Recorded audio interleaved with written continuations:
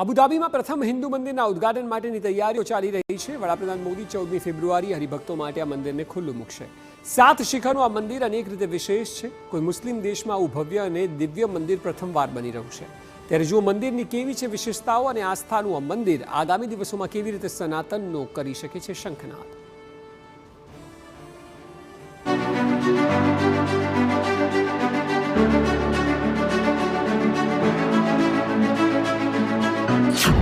Abu Dhabi માં હિન્દુ મંદિર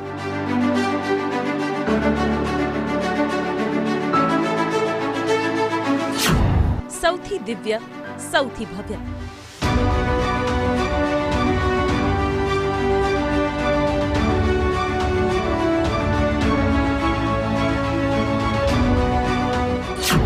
મુસ્લિમ દેશમાં પ્રથમ સ્વામિનારાયણ મંદિર। અબુધાબીનું બીએપીએસ હિન્દુ મંદિર ન માત્ર બે ધર્મ અને સંસ્કૃતિનું મિલન છે, પરંતુ આ સૌથી મોટું ઉદાહરણ છે બંને દેશોના ઘનિષ્ઠ થતા સંબંધોનું। ભારત અને યુએઈ વચ્ચેના ગાઢ થતા સંબંધને કારણે આ શક્ય બન્યું છે। અરબ દેશમાં સૌપ્રથમ હિન્દુ મંદિરને વડાપ્રધાન નરેન્દ્ર મોદી સરકારની કૂટનીતિક સફળતા તરીકે પણ જોવામાં આવે છે। इस वक्त TV9 भारतवर्ष की मौजूदगी संयुक्त अरब अमीरात की राजधानी आबू धाबी में मौजूद है, क्योंकि आबू धाबी अपने आप में इतिहास में एक और ऐतिहासिक घटना का साक्षी बनने जा रहा है। भारत जो हमेशा से वसुधैव कुटुंबकम की बात करता है, पूरी दुनिया को जोड़े रखने की बात करता है, उसी आबू धाबी में अब उसका एक बहुत जीता जागता उदाहरण प्रस्तुत करने जा रहा है।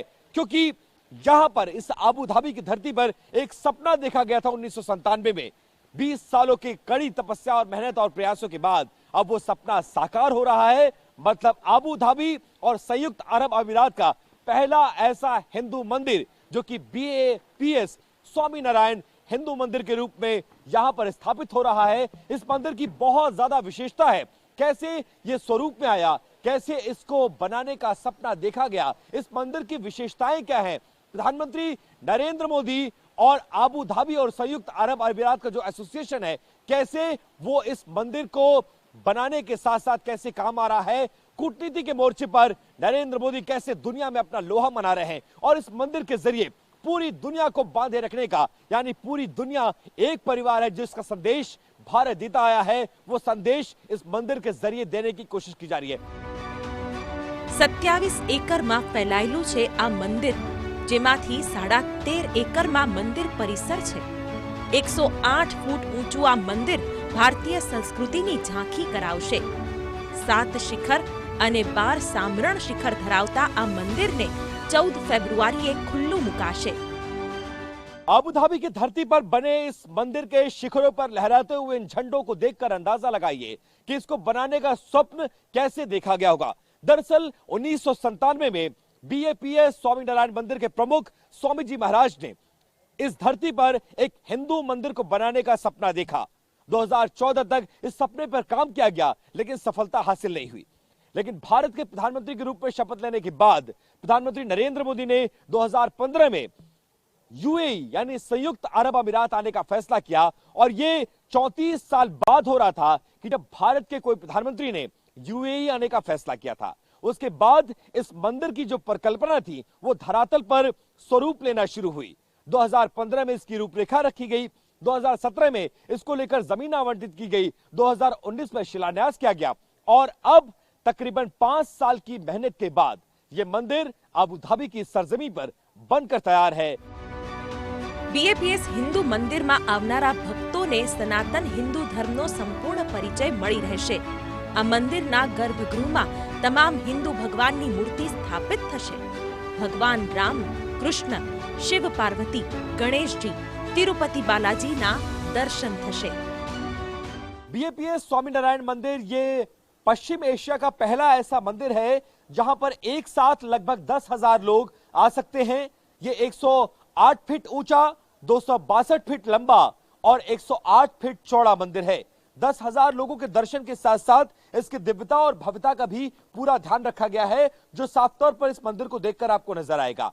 जयपुर के पिंक सैंड जो स्टोन है उसका इस्तेमाल किया गया है, अंदर इटालियन मार्बल है और कैसे उसका इस्तेमाल किया गया है, कैसे उसको दिव्य और भव्य बनाया गया है, वो आपको यहां पर नजर आएगा। संयुक्त अरब अमीरात के 7 शिखर आपको नजर आएंगे, 12 समरन नजर आएंगे, इसमें 402 स्तंभ है और बलुआ पत्थर की इमारत से पूरी की पूरी मंदिर को सजाया और बनाया गया है।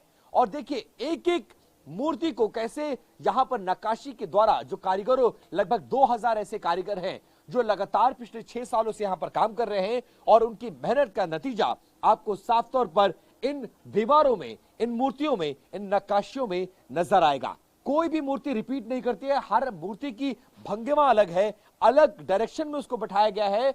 और तो और यहां इस बात का भी ध्यान रखा गया है कि जो तमाम कहानियां, चाहे वो रामायण की हो, कृष्ण लीला हो, शिव की लीला हो, वह हर लीलाओं को इस मंदिर के बाहरी दीवारों पर इन मूर्तियों के जरिए उकेरने की कोशिश की गई है।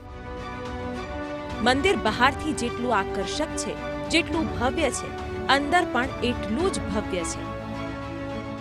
इस पूरे हिंदू मंदिर की जो बाहरी दीवारें हैं और शिखर है, ये राजस्थान के पिंक सैंडस्टोन से बनाया गया है और साफ तौर पर आपको नजर आएगा। और लेकिन जैसे ही आप इस मंदिर के अंदर प्रवेश करते हैं, आपको इन पत्थरों का रंग बदला हुआ नजर आएगा। और ये इटालियन मार्बल है, ये इटली से खरीदा गया मार्बल है, जो पहले खरीदा जाता है, फिर भारत भेजा जाता है और उसके बाद उसकी नक्काशी की जाती है। और इनमें, इनको बनाने में किसी तरह के सीमेंट का इस्तेमाल नहीं है, लोहे का इस्तेमाल नहीं है, सरिया का इस्तेमाल नहीं किया गया है, सिर्फ एक दूसरे के खांचे हैं, ये उसमें जाकर फिट हो गए हैं। और इन मंदिर को स्पेशली बनाने में जो बाहर की दीवार, चाहे राजस्थान का पिंक सैंडस्टोन हो या फिर इटालियन वॉल्स हो, इसलिए ध्यान रखा गया है कि जिस देश में इस मंदिर को बनाया जा रहा है, यहां गर्मियों में तापमान 50 डिग्री के पार चला जाता है। लेकिन तापमान बेशक 50 डिग्री के पार जाएगा, इस मंदिर पर कोई प्रभाव नहीं पड़ेगा, ना किसी को गर्मी लगेगी, ना इसकी दीवारें गर्म होंगी, इस बात का ध्यान रखा गया है।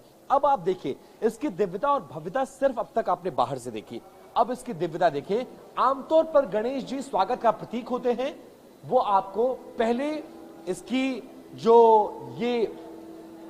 स्तंभ है उस पर आपको नजर आएगा और उसके बाद मन मोह लेने वाला वो दृश्य जो आप देखकर रुक नहीं पाएंगे, वो ये है। इसके स्तंभ को देखिए, डोम ऑफ हार्मनी इसको कहा जाता है, यानी सद्भाव का शिखर के अलावा डोम ऑफ हार्मनी, ये 2 तरह के डोम हैं। ये पहला डोम आपको नजर आएगा, सद्भाव का ये प्रतीक है अपने आप में। और आप देखिए कि भगवान विष्णु आपको नजर आएंगे, भगवान कृष्ण आपको नजर आएंगे, अलग अलग उनकी जो मूर्तियां हैं वहां पर रखा गया। और बीच में जो आपको झूमर जैसी चीज नजर आ रही है, दरअसल वो झूमर नहीं है, वो पत्थरों पर की गई नक्काशी है जिस पर लाइट जलाया जाएगा और बिल्कुल झूमर की शक्ल में होगा। अब चारों तरफ एक बार 360 व्यू जरा मनीष आगे आकर दिखाइए। और ये 360 व्यू आपको ये बताएगा कि कैसे ये पूरे पश्चिम एशिया का पहला ऐसा हिंदू मंदिर है जो इतनी पारंपरिक शैली में बनाया गया है, जिसकी दिव्यता और भव्यता शब्दों में बखान नहीं की जा सकती। पहला डोम ऑफ हार्मनी हमने आपको दिखाया और दूसरा जो डोम है वो भी अपने आप में प्रतीक है कई सारी चीजों का, वो उसको कहा जाता है डोम ऑफ पीस। वो दूसरा डोम कहां पर है, वो यहां पर आइए मैं आपको दिखाता हूं। Dome of harmony, dome of peace, आप देखिए इसकी तस्वीर अब आप देखेंगे और आप समझने की कोशिश करेंगे कि ये मंदिर का मध्य भाग है, सेंटर ऑफ द टेंपल इसको कहा जाता है, मंदिर का बिल्कुल मध्य भाग। और सामने आप देखेंगे वो मूर्ति की प्राण प्रतिष्ठा होगी। जिन पर्दों को आपको पर्दे नजर आ रहे हैं, वो एक एक शिखर का वो गर्भगृह है जहां पर मूर्तियों को स्थापित किया जाएगा। कहीं पर भगवान सीताराम होंगे, कहीं पर राधे कृष्ण होंगे, कहीं पर मां पार्वती, भगवान शंकर होंगे, कहीं कार्तिकेय होंगे, कहीं विष्णु जी होंगे।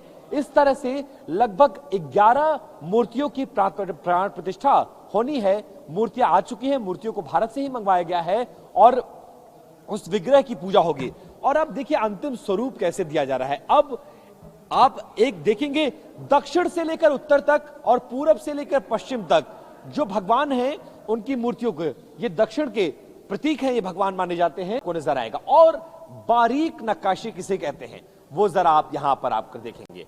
अब आप देखिए कैसे इस इटालियन मार्बल में इस नेट को बनाया गया होगा। 5 વર્ષની અથાગ મહેનત બાદ આ મંદિર નિર્માણ પામ્યું છે. ત્યારે આ મંદિરના શિલ્પી એવા બ્રહ્મવિહારી સ્વામીએ મંદિરથી જોડાયેલી કેટલીક ખાસ વાતો TV9 સાથે કરી. देखो, मैं मानता हूँ that every place of spirituality और every place of worship, वो छोटी है या बड़ी, वो ऐतिहासिक है व रूटीन, वो आध्यात्मिक है, उसमें भगवान की शक्ति और ताकत है. सो ये भी ऐसा मंदिर है जहाँ भगवान की एक भावना है और ताकत है. जैसा राम मंदिर कितने सालों से सबका सपना था और सबका पुरुषार्थ था और भावना थी. तो मैंने अभी भी बताया कि ये मंदिर के पीछे भी सबकी प्रार्थना और भावना है, मगर उसकी विशिष्टता क्या है? तो देखो, जो कुछ मंदिर बनते हैं, it is also to address the current needs of the world. जो सांप्रत काल है उसमें क्या बहुत जरूरी है वो भी मंदिर में आता है. विशेषता क्या है गुरुजी, जरा इसकी बताइए, क्योंकि मैं तो आपको आपके बारे में जब मुझे मालूम चला कि गुरुजी ने जब सपना देखा आप तब से जुड़े हुए हैं, और इस मंदिर को धरातल पर रहकर अगर किसी ने अपनी आंखों से पहली ईंट से लेकर यहां तक बनते देखा तो आप हैं. क्या विशेषता है, जरा आप हमको दिखाइए भी और समझाइए भी जरा, क्या विशेषता है? तो देखो, मैं बताऊंगा. ये मंदिर में 7 शिखर है, 7 शिखर है. 7 शिखर तो हमें नजर आ रहे हैं. तो 7 शिखर के पीछे हमारी एक ग्रेटफुलनेस और हमारी जो आभार वृत्ति है वो हमने रखी है. क्यों? एमिरेट्स में 7 राज्य है, तो सिंबॉलिकली इसको भी हम आभार मानते हैं कि जहाँ राजा को दिल में एक स्पेस है, जगह है सबके लिए. ऐसी कल्पना किसी के पास थी भी नहीं, वो भी अरब देश में, अरब देश में, हिंदुओं के लिए, हिंदुओं की आस्था के लिए. और जब हम वहां गए थे, हमारे प्राइम मिनिस्टर भी थे, मोदी साहब, और मैं खुद राजा के महल में था. जब भी उनको हमने बताया कि साहब एक कैसा मंदिर बने, एक जो कन्वेंशनल जैसा कोई मॉडर्न बिल्डिंग है ऐसा बना है, और ट्रेडिशनल जो नक्काशी वाला है, उन्होंने बताया कि if it's a temple it should look like a temple. આ મંદિરમાં 7 શિખર છે. આ 7 શિખરમાં જુદા જુદા ભગવાનની મૂર્તિઓ સ્થાપવામાં આવશે, જ્યારે કે મંદિર પરિસરમાં 3 નદીઓનો સંગમ પણ જોવા મળશે. મંદિર પરિસરમાં આવનારા પ્રવાસીને ભારતમાં હોવાનો અહેસાસ થશે. અહીં ગંગા, યમુના અને સરસ્વતીનો પ્રવાહ બનાવવામાં આવ્યો છે. એક બાજુ ગંગા તો બીજી બાજુ યમુનાનો પ્રવાહ છે, જ્યારે કે સરસ્વતીના પ્રવાહને પ્રકાશના સ્વરૂપમાં દર્શાવાયો છે. અને જ્યાંથી આ પ્રવાહ પસાર થાય છે ત્યાં વારાણસી જેવો ઘાટ બનાવાયો છે, જ્યાં અહીં આવનારા મુલાકાતીઓ આરતીનો લાભ લઈ શકશે. હવે તમામ હરિભક્તોને 14 ફેબ્રુઆરીની રાહ છે, જ્યારે મહંત સ્વામી અને વડાપ્રધાન નરેન્દ્ર મોદી આ મંદિરને ભક્તો માટે ખુલ્લું મૂકશે. અબુધાબીથી બિપિન ચૌબે સાથે બ્યુરો રિપોર્ટ TV9.